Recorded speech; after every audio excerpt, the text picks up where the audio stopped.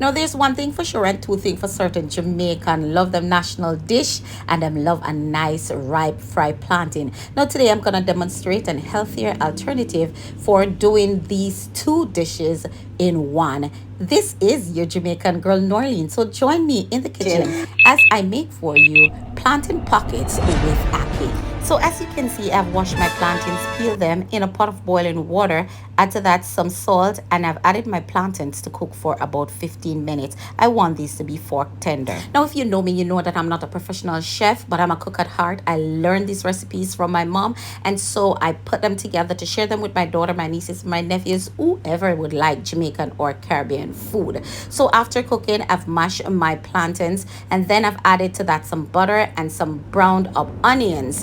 Next, family and friends, I moved to make the filling. In the same frying pan, I've added to that some Roma tomatoes, my ackee. I've added some dry herbs and spices. I've added to that some bell peppers, some onions, finely chopped garlic, some green onions, some fresh thyme, and salt to taste, and cover to cook through and flavor for about 5 to 7 minutes. Remember to hit that like button if you have not already done so. To the crushed plantain, I've added a tablespoon of flour, some baking powder. I've added some butter, and I'm going to add to that some cheese. Next, I'm going to combine well until my dough becomes smooth. Now, family and friends, it is time to put it all together. Thank you so much for staying with me. Please hit that like button, share this video with someone you think will appreciate it, and leave a comment in the comment section if you will try this recipe at home. So I'm using my saran wrap. I flat out my dough, then I add to that the filling, and then I encased it nice and smooth and flat enough. Place it on a baking tray, guys.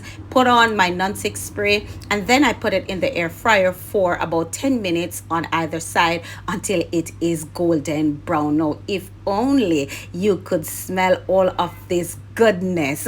It's once again another of my mother's favorite, from my pot, my kitchen, onto my daughter's table. Thank you so much for staying in the kitchen with me, and just look at all of this goodness. The crust is nice and flat, the filling is nice, moist, and I've added to this some guacamole sauce. Remember to hit that like button, and I'll see you next week.